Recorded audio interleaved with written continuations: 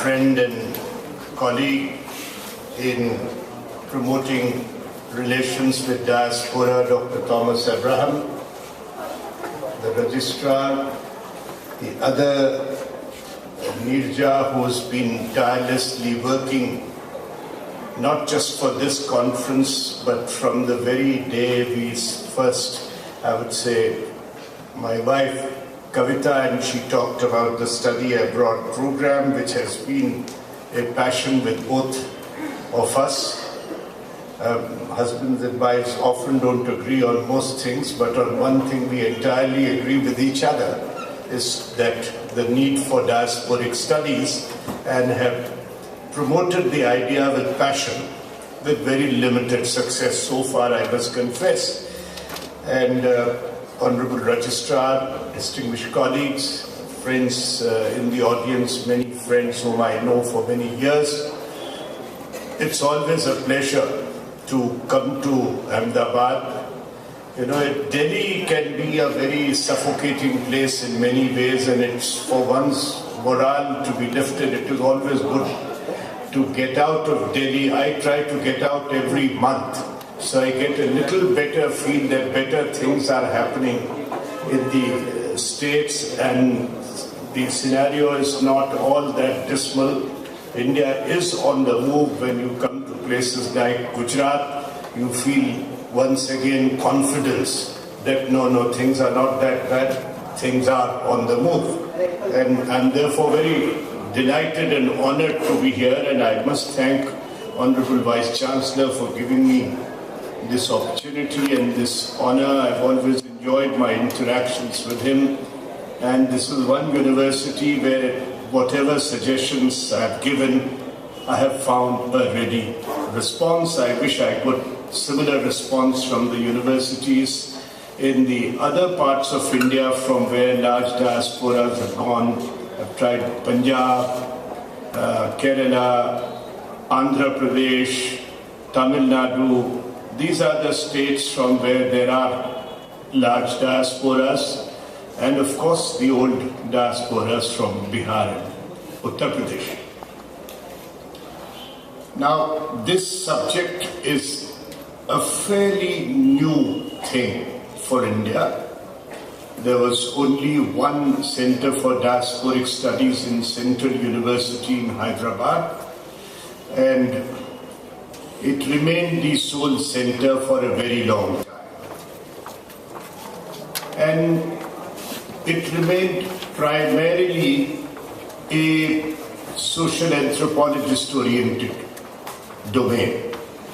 It's very necessary. We need the sociological studies, the anthropological or social anthropological studies on the diaspora.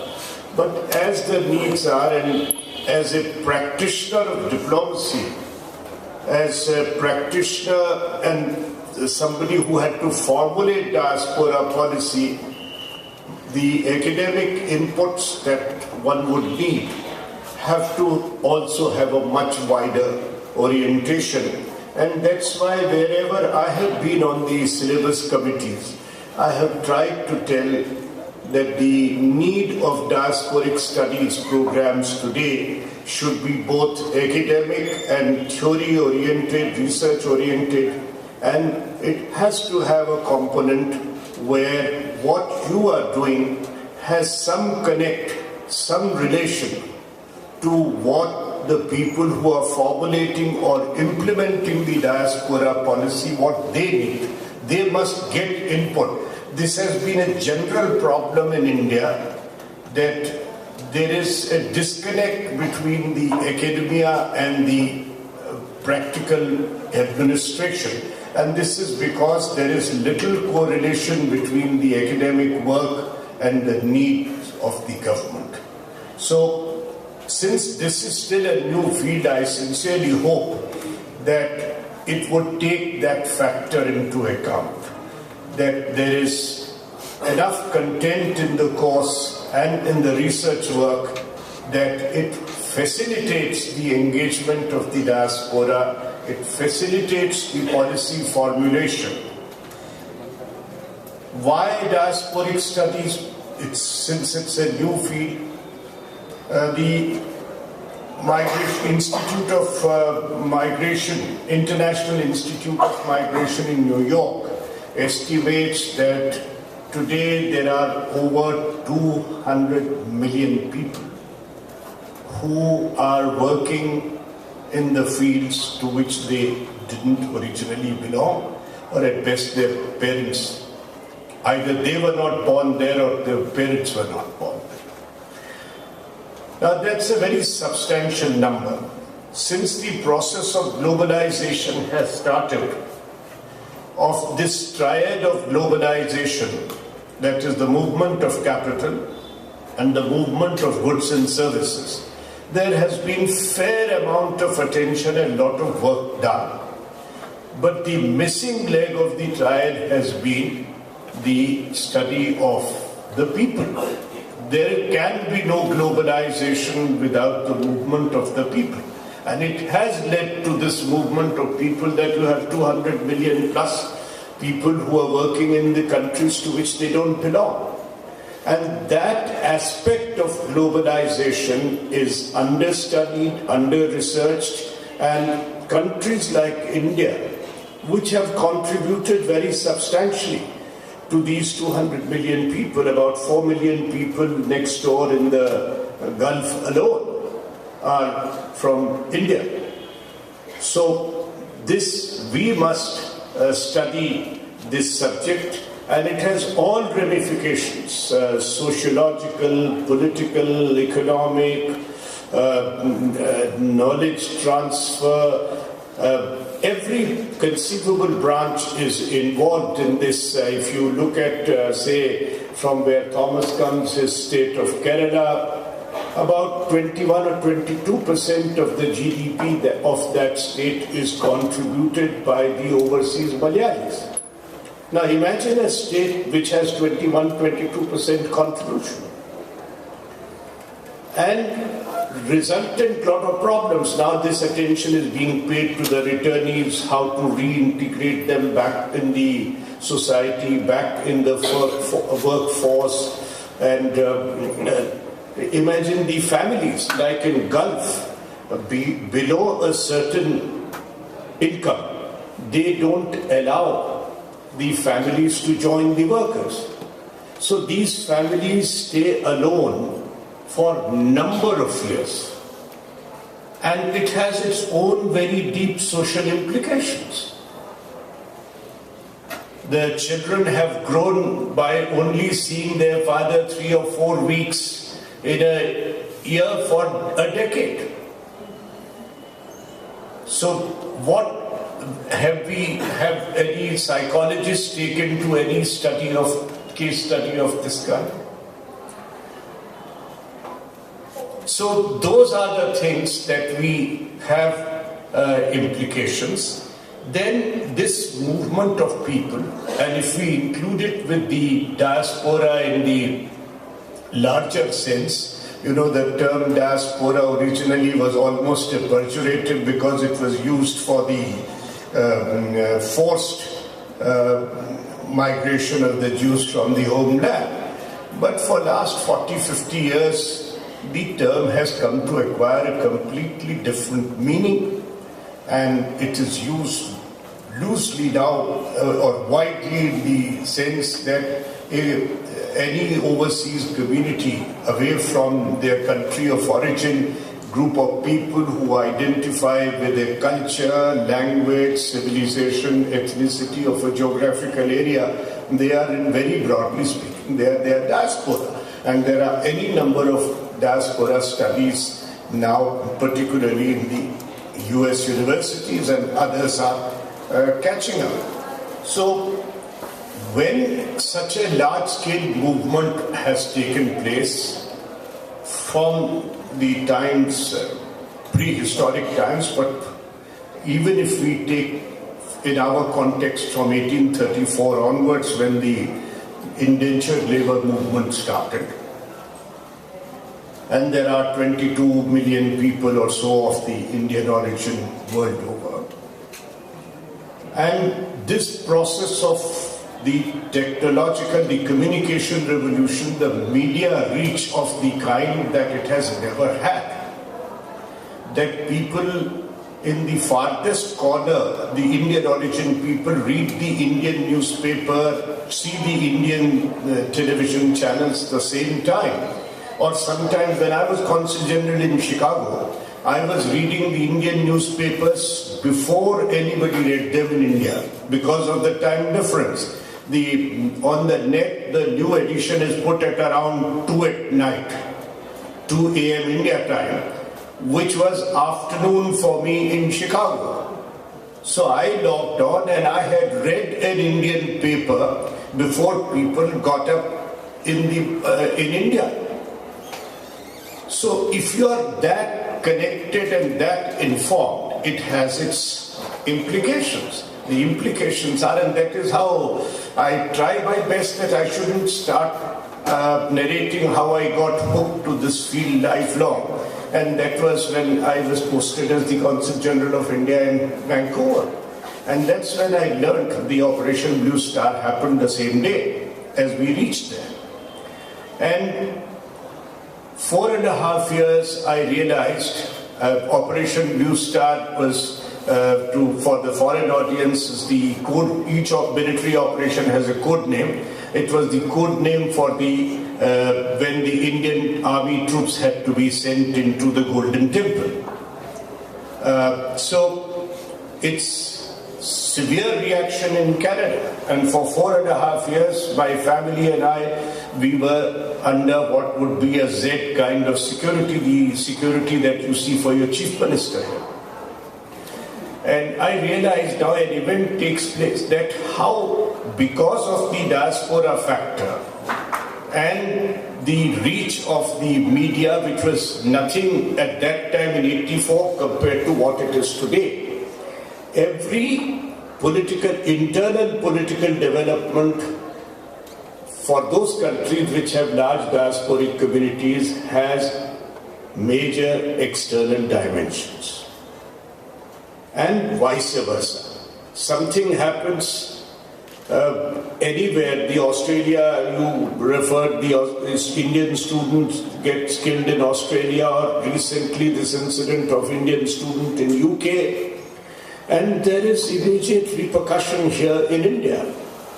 The coup took place in Fiji, a country of just about 1 million people, with otherwise, 1 million people country would have in Pacific for India. There are other neighbors of Fiji where there are no people of Indian origin. Most of our people wouldn't even know the names of those islands and those countries. But because there are people of Indian origin there, and the moment something happens, our people get immediately interested. When Mahen Chaudhary was taken hostage. So because of this phenomena of globalization and diaspora, internal developments have acquired an external dimension, and vice versa, the external developments acquire an internal dimension. Something happens to an Indian origin person abroad, and the Indian media immediately jumps in, then the politicians have no choice but to be sensitive to that because of the democratic process. The Chief Minister of Gujarat, I remember writing a letter to the Prime Minister when there were some disturbances in Uganda and Kenya, and there were overseas Gujaratis involved there. Fortunately, that was only a constructive letter asking that please the situation should be monitored, and he wrote to our own Prime Minister, which was absolutely correct procedure. But you had another case, and that is when this Hindraf took out a demonstration in Malaysia.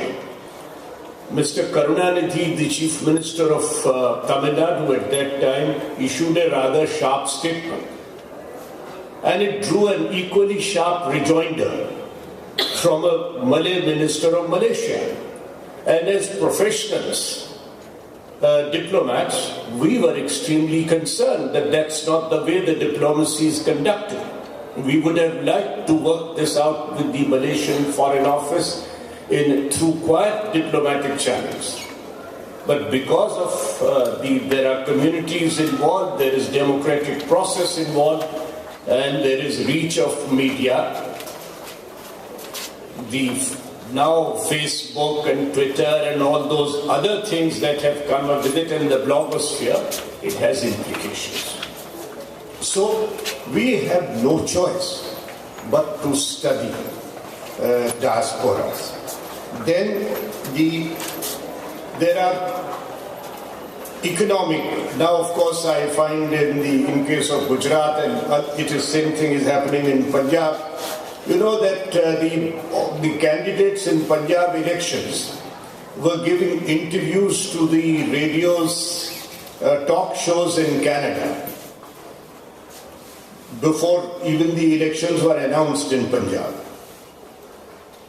Because their brothers, sisters who are sending money or who may be coming during holidays here and who are still registered, and now with this registration process beginning, if they are still citizens of India, they can vote.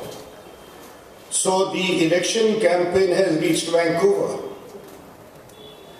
And NRGs are coming during the election time to Gujarat and introducing some American election campaign methodologies to the Gujarat elections.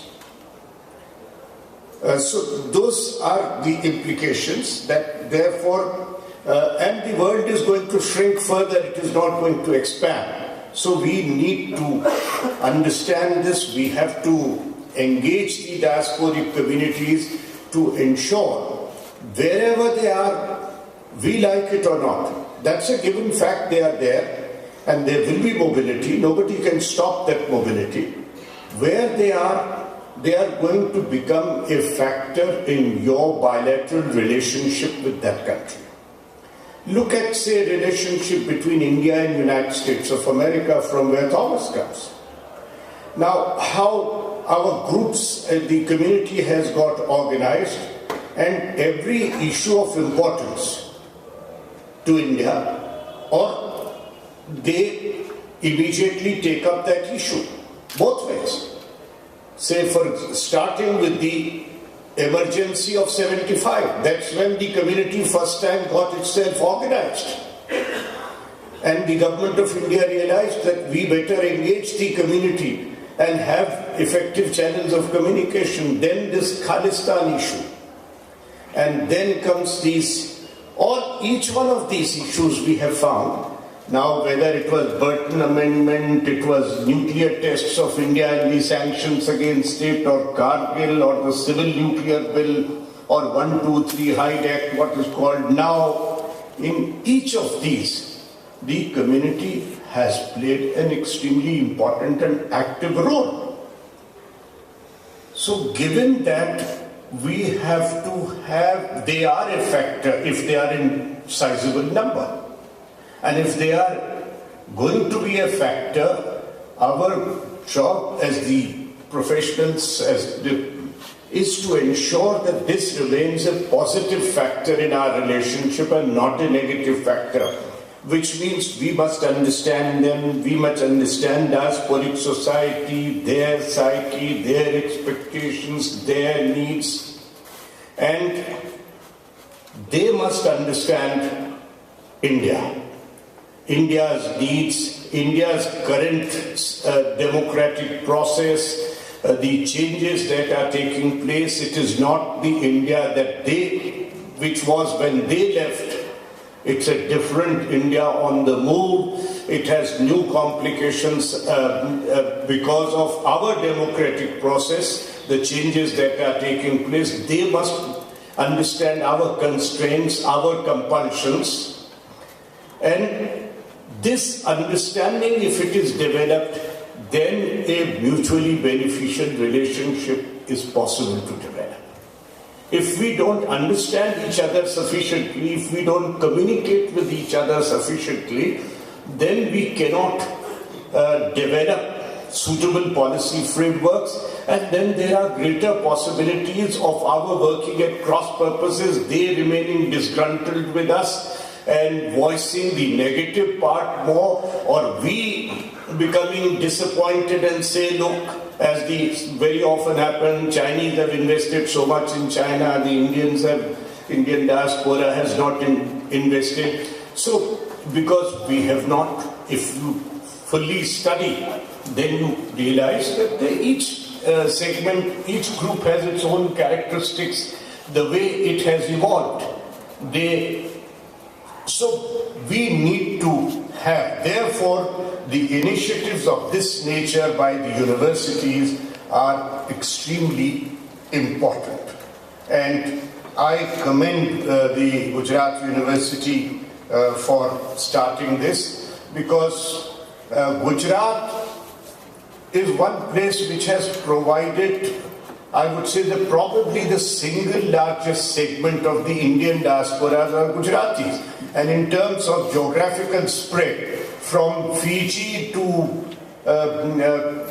US, everywhere you find Gujarati community.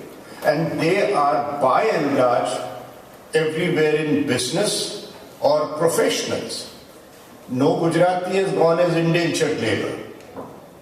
So because of that, Gujarati business networks are probably second only to the Chinese business networks. Bamboo network is the biggest because they have been entrepreneurs for centuries in Southeast Asia and very close to China.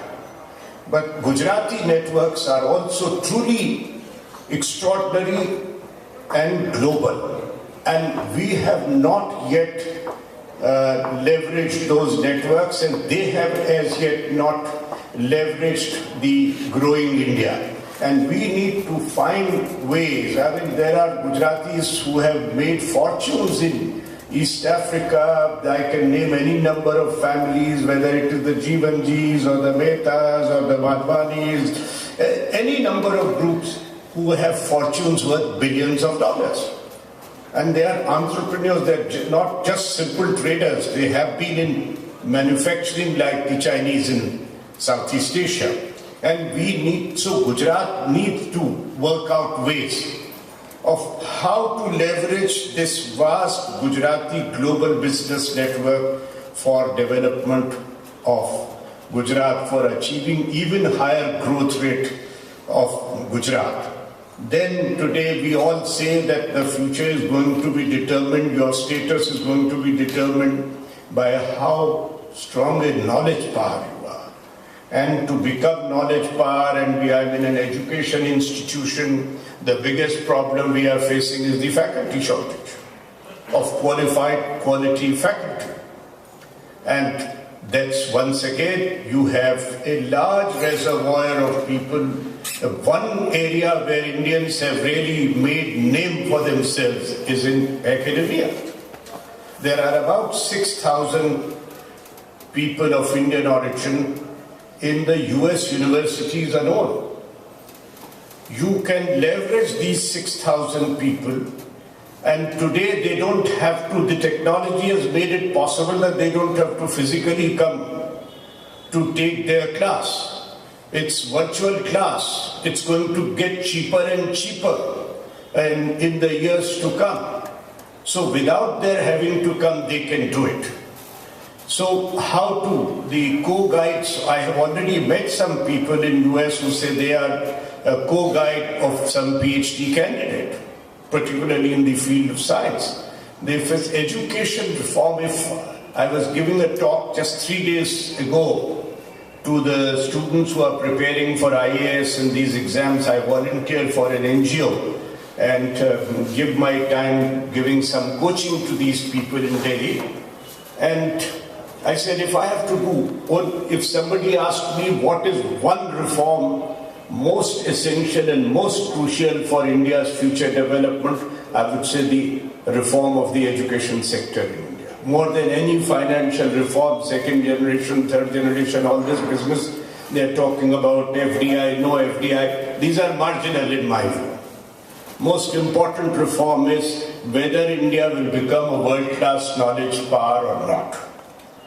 And for that reform, again, this is an extraordinary resource that we have, which we ought to leverage in the field of education. So I should not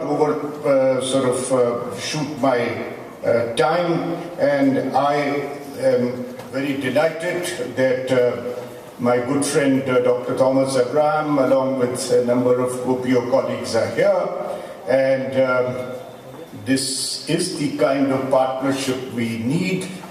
He is the one who conceived this idea of GOPIO and had the first convention in New York in 1989. And we need to carry this process further.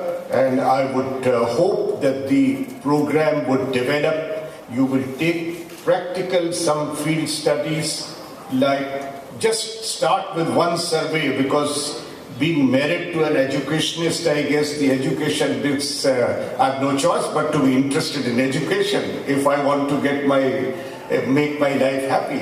The most important thing, start with that. What has been the contribution of the NRGs to the education sector of Gujarat? There is no authentic survey. If I asked anybody in Gujarat today that how many education institutions have been started by the NRIs in Gujarat, nobody can give me that answer. So start things of that kind.